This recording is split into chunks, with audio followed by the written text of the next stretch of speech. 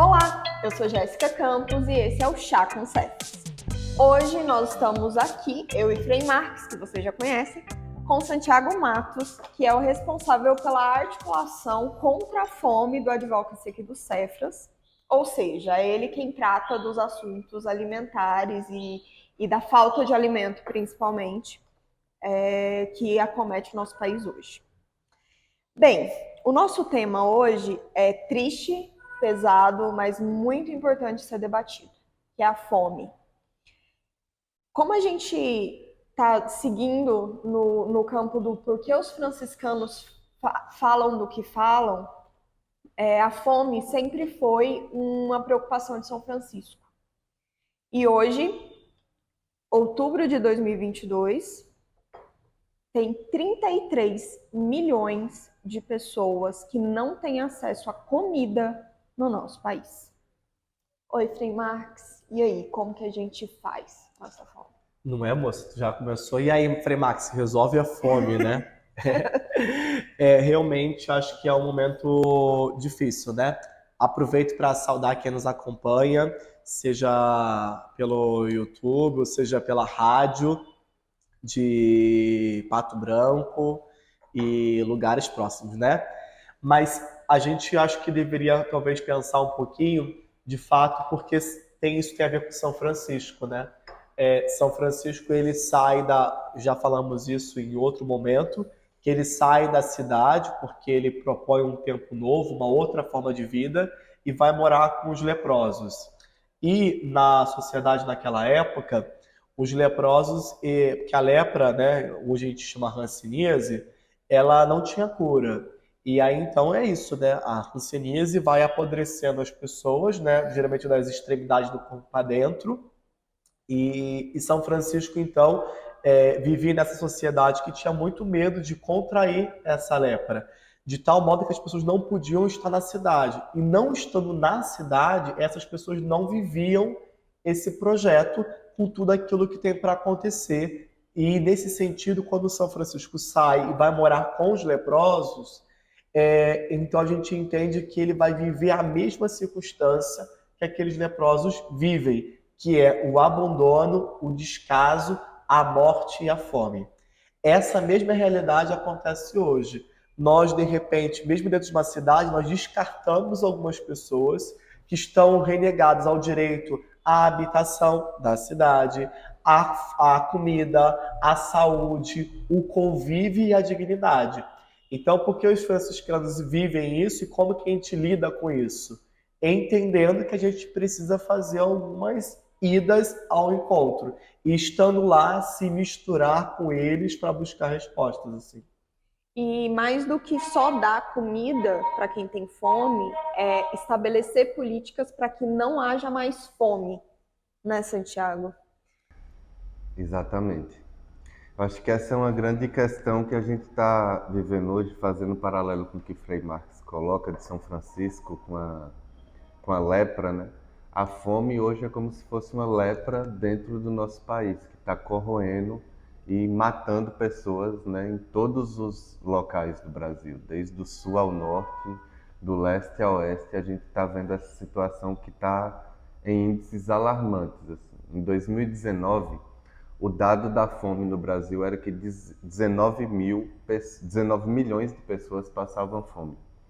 2 anos depois, esse número avançou para 33,1 milhões de pessoas passando fome, uma situação de extrema vulnerabilidade. Considerando também pessoas que têm dificuldade de fazer as 3 refeições ou que não têm uma condição nutricional adequada à manutenção de vida, esse número avança para 152 milhões de pessoas que têm uma deficiência nutricional no Brasil. Então, é mais da metade da nossa população que está em uma situação de ou passando fome de extrema vulnerabilidade ou com alguma deficiência nutricional. E isso, né, corrompe aí todas as esferas da nossa vida. Estudos comprovam que, por exemplo, crianças que não têm uma nutrição adequada, ela vai ter um desenvolvimento reduzido da sua capacidade cognitiva, da sua capacidade mental. Então a gente está colocando, né, em xeque a vida das próximas gerações. Crianças que hoje não têm a capacidade de se desenvolver na sua capacidade mental, certamente serão adultos, né, deficientes para os próximos anos. Então isso corrompe todas as esferas, para agora e as esferas futuras. Só para corrigir um dado, Santi, são 125 milhões de pessoas, que é mais da metade da população brasileira de 202,6 milhões. Posso pedir uma parte? Claro. Então, e eu acho que isso que vocês colocam desses dados e tudo mais, de repente a gente também pode olhar um pouquinho quando a gente fala assim, o que é a fome, né? Porque a gente pode ter várias teorias sobre a fome. Mesmo os pesquisadores vão pegando propostas diferentes. Hoje, talvez o mais forte seja a tal da insegurança alimentar, né? Eu não sei se o Santi depois vai querer explicar melhor, eu vou deixar isso para ele. Mas o que eu queria falar é que, sobre dados, se a gente olha quem é que passa fome, aí é muito importante para a gente. Por que eu estou querendo dizer isso? Hoje a gente já tinha falado, acho que no último encontro, né, que as pessoas que passam fome quase sempre são mulheres periféricas e pretas, né? Mulheres que chefiam suas famílias, né, têm a propensão maior de ter fome do que homens que chefiam, que coordenam a nutrição da sua família. E se elas forem pretas e periféricas, o número é maior. Por que eu estou falando isso? Porque quando a gente chega hoje, no dia de hoje, nós estamos com projetos de sociedades para pessoas distintas. Então, a gente tem uma proposta de vida política, de sociabilidade, de convívio, que não leva em consideração essas mulheres com a mesma dignidade. Eu fiquei muito assustado, porque, graças a Deus, nas minhas redes sociais, as pessoas que me acompanham gostam de refletir um pouco mais e tudo mais. Mas tinha um menino que me segue lá, eu não vou dizer o nome dele aqui, né? Mas vocês podem pesquisar ele lá. E ele colocou assim, olha, se a gente seguir com essa proposta que se proponha de ter mais carinho para os bandidos, qual será a nossa necessidade? E aí tinha um meme, né? E aí uma coisa assim desastrosa. E nesse meme de dois jovens brigando, eles pegaram um menino preto, escreveu bandido, e categorizou, então, a falta de sensibilidade para esse menino como uma política ruim para a sociedade, porque a gente deveria punir esse menino. Então, qual é a dificuldade disso? Porque nós fazemos recorte da sociedade e punimos as pessoas com categorias que não são justas. E essa categoria depois agrava na fome, no sofrimento, na desigualdade. Quando a gente olha um jovem preto e diz que ele é bandido e que a gente não tem que ter amor aos bandidos, a gente sentencia a todos os jovens pretos de periferia as chagas de ser uma pessoa que vai passar fome ou que não tenha direito. Quando o Santi trabalha com a fome, ele não trabalha com a fome do pão, ele trabalha com a sociedade e luta para que as relações dela todas não levem à insegurança alimentar e essa relação. A sua fala me lembrou uma frase que eu li, disseram que é de São Francisco, então se não for, você me conte, que diz o seguinte: Deus, dai pão a quem tem fome e fome de justiça a quem tem pão. Eu acho que não é de São Francisco, não, mas nós franciscanos... A gente adora ela. É uma oração nossa. Eu não sei se é de São Francisco, mas nós franciscanos rezamos sempre. E eu acho que o Cefras trabalha muito isso, de dar pão, até porque quem tem fome de comida essa que dói o estômago, ele não consegue pensar em mais nada, porque é o básico da sobrevivência. Como que a pessoa vai discutir política? Como que a pessoa vai discutir cultura? Como que ela vai fazer qualquer outra coisa se o mínimo para ela estar viva ela não tem? Que é a comida. É isso. E aí também, como o Frei Marx coloca, a gente compreender a fome como um projeto político, né? Que é desde os estudos que já vem de Josué de Castro, da década de 40 até os dias de hoje, é sempre relacionado à organização do Estado, da política, que dá ou mais direito à população ter alimento ou menos direito à população ter alimento. E aí a gente vê muito evidenciado no último período que quando a gente deixou de ter políticas sociais para a alimentação do povo, que aí vai desde os restaurantes populares, a produção da agricultura familiar, a consideração da soberania alimentar, né, que cada região tem o direito ao alimento que produz. Porque hoje está colocado tudo enlatado, né, tudo empacotado, das empresas multinacionais que é lá do estrangeiro, da Europa, para abastecer o alimento do Brasil. E a gente tem capacidade produtiva em todas as regiões brasileiras que dá para a gente fazer esse modelo produtivo, gerar alimentos para abastecer os mercados locais. Se a gente ficar cada vez mais dependendo de uma organização externa para abastecer a comunidade local, vai ter essa dificuldade. E aí isso é definição política, né? Não é um querer do povo que está passando fome. O povo que está passando, eu quero um alimento desse tipo hoje na nossa mesa. Não, isso é de uma organização política, é de uma definição do Estado brasileiro.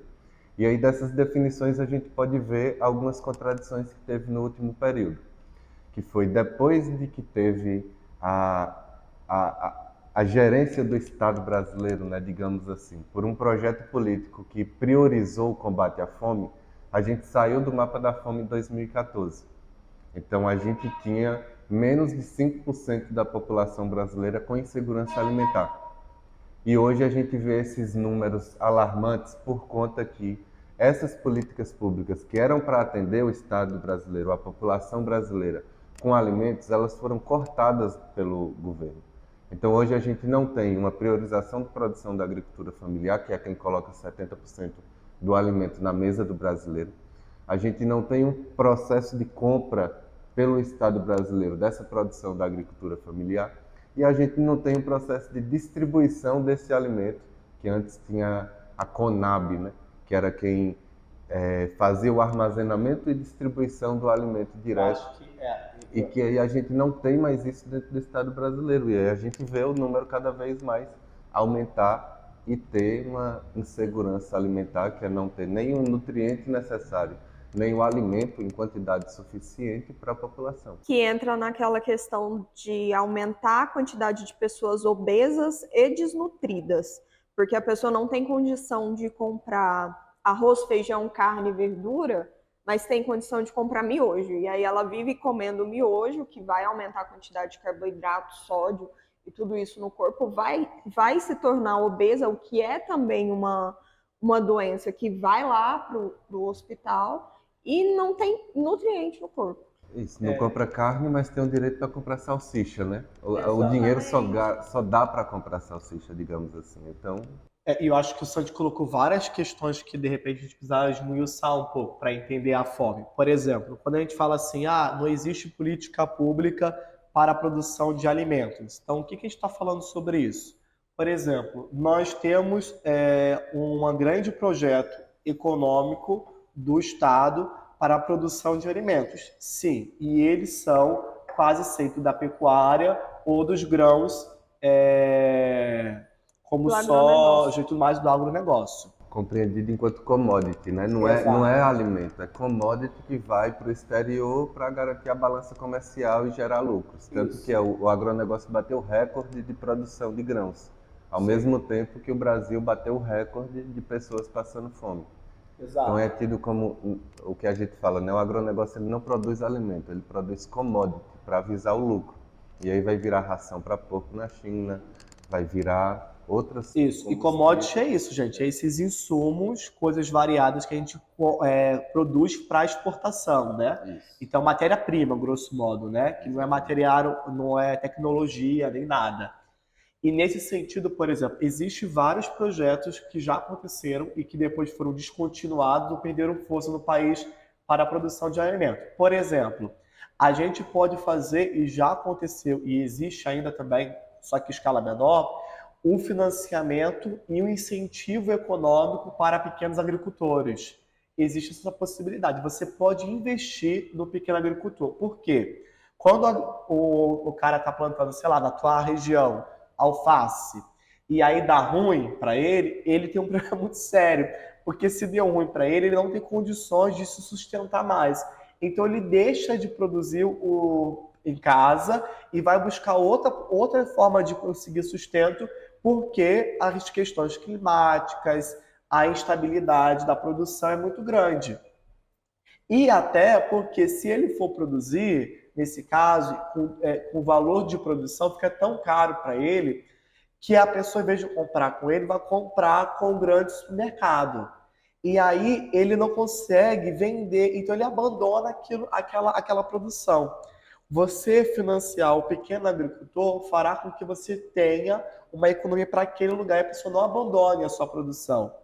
Então, quando a gente fala assim, a gente é contra a esse pensamento do agro, não é esse agro no sentido que a gente é contra o agricultor. Não, não, não, não. Essa afirmação é uma afirmação perversa que foi cultivada nos últimos anos para colocar os pequenos agricultores e os agricultores nas regiões contra um projeto de soberania alimentar. Depois a gente explica o que é soberania alimentar. Foi colocado e as pessoas aceitaram isso. Hoje todo mundo fala assim, então o X pessoa ou os franciscanos estão contra o produtor. Não, não, não. Nós estamos a favor do agricultor. Só que esse agricultor local, que precisa de incentivo. Só para fechar assim, né, para não falar muito, mas existe um incentivo, por exemplo, para quem produz leite. As escolas públicas só comprar com o pequeno agricultor, isso foi um preço de meio descontinuado. Existia recurso para o agricultor local, existia recurso com bancos de alimento, então você produzia arroz, aí ficava no banco de alimento, porque quando depois faltasse o arroz no mercado, você não ficasse com um arroz muito caro, você conseguia regulamentar um pouco isso, né? E quem produziu hoje não perdia a sua produção, podia colocar no banco de alimentos. A força desse banco de alimentos também foi muito descontinuado nesses últimos anos, e isso tudo são políticas que podem diminuir o valor da cesta básica e que pode dar força para quem produz perto de casa. E quando você fala em valores, a gente tem um dado muito interessante sobre inflação. Hoje, 33 milhões de pessoas passam fome no país e é o maior número desde o início da década de 90. Eu não era nascida em 1990, mas eu sei que em 1990 as taxas de inflação no país eram absurdas, porque estava no início do Plano Real, tínhamos acabado de sair da ditadura. E aí as pessoas também tinham muita fome, porque o dinheiro não dá para comprar comida. É muito perverso a gente pensar que a pessoa não consegue comprar comida. A gente trabalha na ponta com as pessoas que realmente não têm o que comer o dia todo, como no caso das pessoas que pegam as marmitas lá na tenda, no chá do padre, e a gente consegue ver como o público foi modificando nos últimos 2 anos e como ele foi aumentando. O Frei Marcos consegue dizer isso porque ele está mais tempo fazendo esse trabalho. As pessoas realmente não têm o que comer, elas saem de longe para vir buscar porque é o único alimento que ela vai comer naquele dia. E a gente tem um aumento da fila da fome, e aí isso que o Santiago também tinha falado, aumento da perda de políticas públicas. As pessoas começam a ter fome não só porque faltou pão, né? Por exemplo, hoje uma cesta básica está quase R$ 500, né? 500 e alguma coisa. Quase metade do salário mínimo. Quase metade do salário mínimo. E nós temos pessoas que não estão no mercado de trabalho muito grande, o número de pessoas, e que o valor de sustento da família com essa bolsa que o governo deu é de R$ 600. Então dá para comprar a cesta básica. Então ela não paga luz, ela não paga água, ela não paga aluguel, ela não paga nem o caderno da escola do menino que está com dificuldade nutricional. Essas perdas de projetos de habitação, projetos para dar condições mínimas de uma sociabilidade, fará com que a pessoa gaste todo o seu dinheiro somente para poder não estar na rua. E aí falta comida, né? Então, a política pública para a alimentação, mas também a política pública como um todo, fará com que a fila aumente. Então a gente tem um aumento por causa da fome, mas nós temos um aumento porque a gente perdeu políticas públicas muito sérias, como, por exemplo, trabalho, como, por exemplo, política de habitação, política de financiamento para o pequeno produtor, política de financiamento para quem tem a faculdade econômica, que é o empresário, né? Então, essa dificuldade inteira vai impactar na fome. Eu acho que tudo isso é uma combinação, a fome, né? Ela é uma combinação perversa, assim, das políticas econômicas do último período. Porque também, como um exemplo para demonstrar isso, a gente teve a anulação do imposto do whey protein, que é para os povo da academia, né, que gosta de fazer academia, não está se pagando imposto sobre os produtos das proteínas, das creatinas, de não sei o quê. Em geral, o cara fazendo no Google aqui, comprando lá o whey protein, né? O whey protein tá sem imposto, gente. Os marombas de plantão vão tudo comprar agora. Ao mesmo tempo que a gente teve uma inflação absurda e uma redução da valorização da moeda nacional e do salário mínimo. A gente tem 7 anos o salário mínimo sem um reajuste dele de acordo com a inflação. E aí a inflação, que para o povo entender, é o arroz, qual o valor que estava antes e está agora? O feijão, qual o valor que estava antes e que está agora? A carne, qual o valor que estava antes e que está agora? Que oscila com a produção local. Então, de novo, quanto mais demanda, mais se procura, tanto mais fica mais caro. E com a moeda também do internacional. Por exemplo, o combustível tem a ver com a inflação porque a gente também regulamentou o valor com a moeda, o dólar, né? Isso. E aí o povo está sentindo isso na pele. Você vai com R$200 para o mercado hoje, você não consegue sair com 2 sacolas. Uma sacola hoje de mercado é R$200. Então a inflação o povo sente na pele. Toda dona de casa entende de inflação porque é ela quem vai lá comprar e ela sabe que há 2 anos atrás ela comprava arroz a R$11 5 quilos e hoje custa 30. E aí isso é combinado com essas questões que o Frei Marx estava colocando, das políticas públicas. O exemplo que ele estava colocando do alimento escolar, né, da merenda escolar, que antes o programa que tinha era o Programa Nacional de Alimentação Escolar. 70% desse alimento deveria ser prioritariamente proveniente da agricultura familiar. Então, todas as escolas públicas no Brasil compravam 70% daquela merenda escolar do agricultor familiar. Isso fortalecia as cadeias de alimentos locais. Isso dava emprego e gerava renda na zona rural. Isso garantia uma nutrição adequada para as crianças, porque hoje a gente está vendo aí, né? O golpe da merenda que você está comendo bolacha e suco de caixinha, de pacote.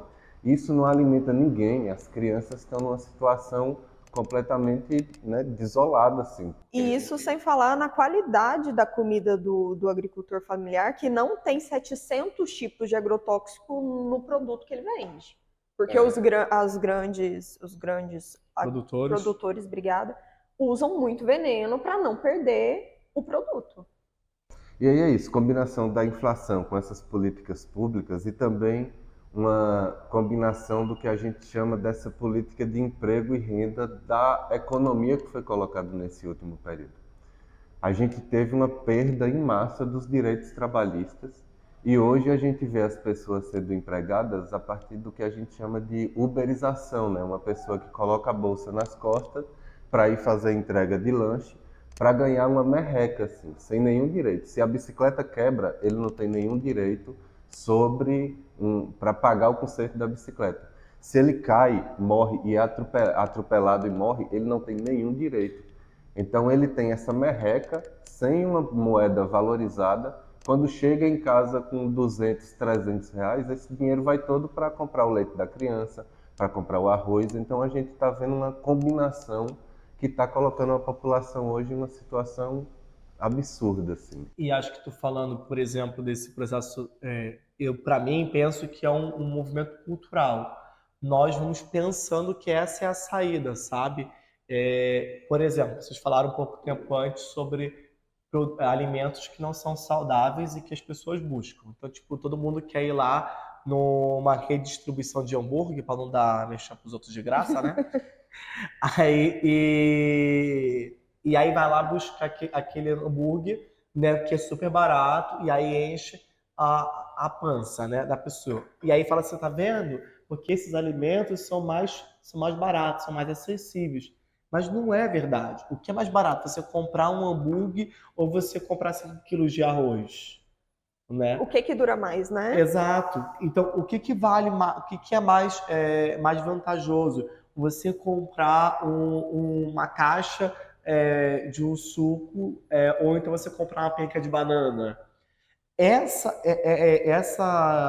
dificuldade nossa de entender o que que é mais valoroso, o que que é mais barato, foi cultivado com o desejo de uma economia pautada na alimentação. A gente importou esses produtos alimentares com a sua cultura para dentro da gente, que eles não são nutritivos, perdão, não são nutritivos, e eles acarretam, além de vários problemas, como excesso de gordura, excesso de açúcar, excesso de várias outras toxinas, mas também um excesso de distanciamento daquilo que é nosso. A gente hoje, eu tenho uma sobrinha, eu sou apaixonada por ela, Maria Luísa, e a gente sai, ela nunca vai falar para mim assim, ô tio, vamos ali comer, sei lá, um prato, Arroz, feijão e bife. um prato feito, comer um arroz, feijão e bife. Não, ela quer ir no McDonald's, ela Aí, deu quer... merchan. Mas eu tô falando mal, então não tem problema. Ela quer ir no McDonald's, ela quer tomar um milkshake, ela quer isso tudo, né? E a gente poderia estar cultivando outras coisas, até recreativamente. Em vez de tomar um milkshake, a gente poderia estar tomando, por exemplo, quando eu era mais novo, aquelas redes de sucos naturais. A gente poderia estar comendo açaí, a Eu ia gente falar do poderia açaí. estar consumindo outros tipos de alimentos que fortaleceriam a produção local e que a gente não ficasse à mercê de um projeto de morte, porque tudo isso tem um recurso muito forte para mudar a cultura alimentar e para exportar os nossos alimentos para o internacional e bancar as grandes redes de comercialização de produtos, como supermercados, como toda essa galera, para poder então mitigar aí o acesso à comida perto da sua casa, do seu território, né? Exatamente. E quais as saídas? Qual é as saídas para isso? Então, para mim a saída você que é responsável por isso, moça. Não, mas a saída é fortalecer, então, inclusive, uma cultura alimentar diferenciada, investimento na área de produção e distribuição de alimentos, né? A gente precisa ajudar os agricultores, inclusive, chegar com seus produtos às nossas mesas. Hoje em dia a gente fala assim, você ser vegano é muito caro. Não, não é muito caro. O produto não é caro. Chegar à mesa que é muito caro, né? Então, você fortalecer esses projetos e, mais do que isso, você fortalecer a biodiversidade. De modo muito especial, nós podemos construir uma alimentação mais diversa, se respeitarmos a produção que tem relação com o habitat natural dele, né? Com a biodiversidade. E com a nossa cultura de comer arroz e feijão. Arroz e feijão são dois alimentos que juntos têm todos os aminoácidos, proteína que a gente precisa. E arroz e feijão. E aí, combinado com isso, acho que porque quem muda essa cultura local é a construção política. Assim. A cultura e o comportamento social, né? Como a gente vai desenvolver em cada local, é a partir de uma construção política de definições maiores. Assim. Então, o que a gente precisa olhar é quem está definindo a nossa vida hoje. E a gente vai deixar essas definições dos outros que não têm essa relação com nós, do que a gente pensa. Então, é preciso que a gente tenha esse olhar e ocupe esses espaços de definição. Se a gente, enquanto povo, não tiver nesses locais de definição, as definições serão tomadas por outros. E a gente vai ficar no nosso miudinho sem fazer uma diferença global, assim, né? Sem fazer uma diferença maior. E aí as saídas é nesse caminho que o Frei Marx aponta da transformação do modelo produtivo local, para a gente pensar uma soberania alimentar que é fortalecer as redes dos circuitos curtos de comercialização, fortalecer as produções locais, fortalecer a biodinâmica ali, né, tanto da produção de alimentos quanto do consumo de alimentos, a partir da cultura local, da potencialidade local, da matriz produtiva daquele lugar. E essas definições a partir de políticas públicas, porque não dá para a nossa vontade mudar esse local. Só como a gente tem uma política pública que fortaleça isso, a política pública para fortalecer a agricultura familiar, a política pública para fortalecer uma produção de alimentos saudáveis, né?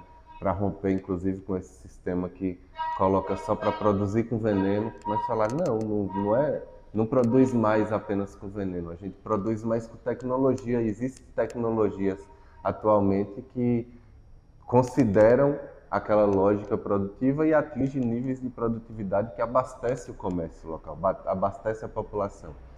Então é fortalecendo tudo isso, e aí a gente fala em construir essa política, mas não por fora, assim, sabe? A gente precisa garantir que o povo participe desse lugar da política. Não tem como um local tão importante que é a fome, a alimentação do Brasil, ficar do Brasil e do mundo, né? A gente pensar para além também. Não tem como isso ficar dependente de uma canetada de um representante público. Porque a gente colocar essa estrutura frágil dessa forma é colocar o direito do povo a uma sequência apenas de determinar a vida a partir de uma canetada. Então, o próximo período, a saída é tudo isso, de uma soberania alimentar, a produção, mas também uma construção em que o povo participe. A gente tem que conversar sobre isso. Né? Que as organizações como o Cefras, como os franciscanos, participem disso, tenham voz ativa, que as outras organizações sociais tenham voz ativa e se coloquem nesse lugar também, porque, como apresentamos antes, né, a fome é um projeto político, assim, ela não acontece por acaso. Ela não é um fenômeno da natureza. Ela não é uma situação de uma parte do povo que não se esforçou para estar ganhando seu dinheiro. Não é como se não tivesse comida para todo mundo. Não é como se não tivesse. Tem comida. Então a fome é um projeto político que condiciona uma parte da população a ser completamente descartado desse lugar. E a gente, enquanto organização civil, né, representantes que está aí organizando o nosso povo em cada local, precisamos estar também ocupando os espaços institucionais para disputar esse projeto político e falar: a fome precisa ser uma mazela completamente descartada da nossa sociedade.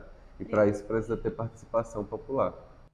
Só quem pode falar é nós, né? Só quem pode representar é o povo. Só quem pode... E acho que assim, também eu acho que a gente precisa dizer algumas coisas que ficam muito veladas. Por exemplo, se a gente pensar quem produz peixe no Rio de Janeiro, a produção que vai à mesa da população, mais de 70% da produção dos peixes, né? Produção de peixe é ótimo, né? A pesca. Da pesca, está com as pessoas que têm as pescas artesanais da Baía de Guanabara. Eles são os responsáveis pelo alimento para chegar à nossa mesa. E aí você me pergunta, mas se são eles os responsáveis, então por que existe essa grande pesca industrial? Elas são predatória, que acaba com a diversidade, inclusive daquela vida lá. Elas são para esse commodity, para exportação. A pergunta é, o país enriquece com isso? Não, o país não enriquece com isso, porque quanto maior o volume dessas indústrias e desses projetos, esses grandes projetos da alimentação, tanto menos eles contribuem para o Estado frente ao que eles ganham. O imposto das grandes fortunas, por exemplo, é uma possibilidade para poder combater a fome. Você pode colocar, então, um imposto sobre as grandes fortunas, que é uma parcela ínfima no nosso país. Muito, muito pequena, gente. A pessoa que comprou um Civic parcelado em 48 vezes não tem grande fortuna. Não, é uma coisa absurda. Não tem. Esses dias até, só fazendo um devaneio. Esses dias eu recebi a rede social maravilhosa, cada coisa que aparece, né? E aí uma pessoa entristecida porque o Faustão saiu da Globo, né? Aí eu adorei, porque eu não aguentava mais. Gente, alguém tinha que ter tirado ele de qualquer jeito, né? E Galvão Bueno também, você já deu também, né? Meu Deus! Ai, gente, eu venho Copa, eu não aguento mais Galvão Bueno na minha vida. Mas Corta só Neymar também. Neymar já deu, tá já bom. deu, caiu demais, Não né? caia mais. Mas você sabe quanto que aquele homem ganha? Eu queria entender por que as pessoas estão tão entristecidas de alguém que ganha tanto. O salário daquele homem é irreal, é imoral para o nosso país. É na casa dos milhões. Como que alguém pode ficar entristecido com o Faustão, que ganha um valor tão imoral, e não ter dó de uma mulher que sai às 5 horas da madrugada para poder ser merendeira numa escola e não conseguir pagar nem sequer a refeição da sua família? Essa construção, ela tem que ser mudada. E tem a ver com isso, a gente entender que os valores de desigualdade social são alarmantes, a ideia de que a gente foi vendendo de uma alimentação boa, ela não é saudável, é possível projetos diferenciados e, acima de tudo, é possível entender que os pequenos agricultores são os que põem a comida na mesa. E se a gente também não tem comida, é porque a gente também não tem financiamento. Já falamos muito, Anderson. Tem mais 5? Sabe que o Anderson não é igrejeiro, né? Porque se ele fosse igrejeiro, ele não tocava assim. Deixa aqui ensinar rapidinho. O frade vai ensinar a tocar no sino. Gente, não se toca assim, ó. Sino tem piedade, entende? Tem um negócio aí, ó. Tá vendo? Então a gente pode mudar, pelo amor de Deus, esse projeto. Quando a gente fala em fome, me lembra muito uma reportagem icônica do Fantástico, que foi feita há alguns anos atrás, da sopa de pedra. Vocês lembram disso? Que a mãe fazia a sopa de pedra. Vou te mandar. No Nordeste, no sertão do Nordeste, ela fazia uma sopa de pedras para dar para os filhos comerem, porque eles tinham fome. Mas quebra pedra aquela época? Não, pedra. É real pedra. Isso? Mentira, sério? Eu não lembro não, mas se ela tá falando, eu acredito. Pedra. Põe o link. Põe o link na descrição, pelo amor de Deus. Porque tem a pedra, ou então era só farinha e água. Entendi. E para que as crianças não sentissem fome. Água com açúcar. Para que as crianças não sentissem fome. Desde que eu vi aquilo há muitos anos atrás, eu coloquei na minha cabeça que um valor inegociável na minha vida é que todo mundo tivesse a condição de comer. E eu ia lutar por isso politicamente com tudo que eu tivesse. Porque esse é o meu valor inegociável. Creio que o valor inegociável dos franciscanos também está por aí. E tenho certeza absoluta que um valor inegociável de Santiago é esse. E eu queria perguntar para você, qual é o seu valor inegociável? Ficou até forte, né? Ficou forte. Nossa, mas é isso. É pesado. E aí, Mas a fome é pesada. Né? É pesada. E aí a gente se organiza dessa forma para combater a fome em torno desse objetivo comum, com a diversidade de atores locais e nacionais, né? A gente, enquanto franciscano, enquanto Cefas, estamos à frente de uma construção nacional, que é da Frente Nacional contra a Fome e contra a Sede, e aí junta vários setores, né? Desde ONGs a movimentos sociais e a atores sociais locais, e a gente apresenta, né, esse enfrentamento e combate à fome como a prioridade do Brasil para esse próximo período. E aí, de 10 pontos das saídas que aponta, e aí citar aqui e comentar algumas delas, que é o primeiro, elaboração de uma reforma tributária na qual os ricos paguem mais, que a gente apontou isso aqui no debate, e que... Isso. E aí a gente viu no último período também o número de bilionários que cresceram no Brasil, né? Veja como é louca essa lógica econômica na qual você reduz o imposto de whey protein lá, whey protein, reduzir imposto zerado também, sabe do quê? De lanchas e jet skis. E de videogames. Videogames. Imagine para onde está voltado o Estado e para onde está voltado a economia, né? Então a gente precisa construir uma política justa na qual a prioridade da vida seja colocada em primeiro lugar, antes da prioridade do lucro. O lucro é uma hipótese que vai ser colocada para frente, a gente defende propriedade privada, enfim, mas a primeira defesa é a da vida. Deixa eu só te falar, tu sabe que tu contou pra você porque tá acabando o tempo, né? Te falaram isso? Então cita aí os 10 aí pra gente. Tá. Revogação da lei do teto de gastos também, que houve a emenda constitucional 95, que colocou um limite do teto de gastos nas políticas sociais, precisa ser revogada para a gente avançar nas políticas sociais.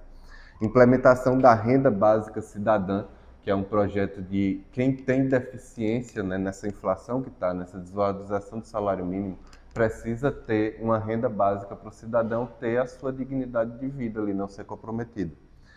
Quarto, a valorização do salário mínimo, incluindo isso, né, o salário mínimo hoje não dá para nada e está há 7 anos sem um reajuste acima da inflação. A retomada e ampliação dos investimentos públicos, como a gente teve no período os royalties do petróleo sendo 95% para educação, 15% para saúde, enfim, a gente precisa ter esses investimentos públicos nos setores prioritários para a vida do povo. A revogação das reformas trabalhistas e previdenciárias, que tirou o direito do povo, como esse que a gente citou, os Ubers, né, da vida aí, que está entregando o iFood, entregando sem nenhum direito, apenas gerando lucro e ganhando R$2, R$3 por cada entrega. Não precisa correr para falar, Santiago, pode ir.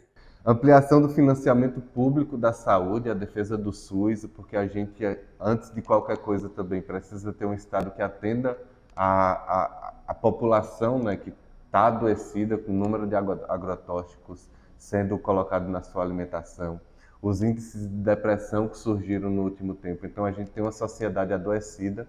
Ao mesmo tempo, para isso, a resposta é fortalecer esse sistema de saúde público, que aí é também não apenas para o fim, né, a doença quando já está, mas também a atenção básica, da gente ter o povo sendo atendido e um profissional da saúde próximo, para inclusive orientar a nutrição, que a nutrição, a fome, ela gera vários danos. E o SUS também é responsável pela vigilância sanitária. Exatamente. O 8, que é a execução de um plano de recuperação da educação, porque também não um projeto político que venha combater a fome necessariamente precisa ter uma educação de qualidade para as crianças, para uma educação alimentar, para uma educação de tudo, mas para a gente formar sujeitos capacitados para um próximo período, né? Colocar nossas crianças a ter uma educação adequada, os jovens a acessarem o ensino superior para ter profissões qualificadas. Então, é preciso construir esse projeto também de incluir nos espaços de privilégio esse povo que nunca teve esse acesso também, se não está tendo acesso à alimentação, né? A gente precisa pensar que esse povo acesse os espaços da sociedade, os espaços de privilégio.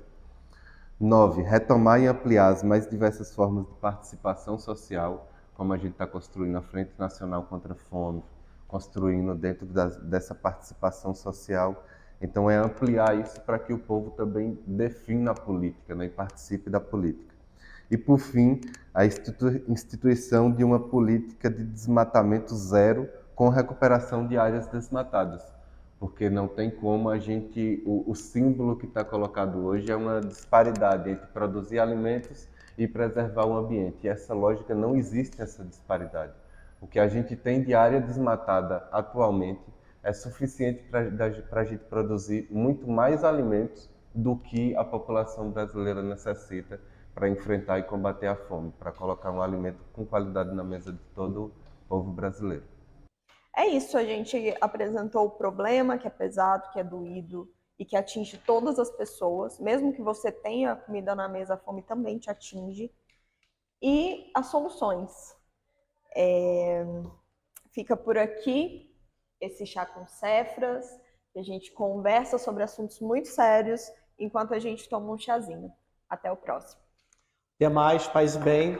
Muito obrigado, paz e bem. Agradeço a audiência de vocês até agora.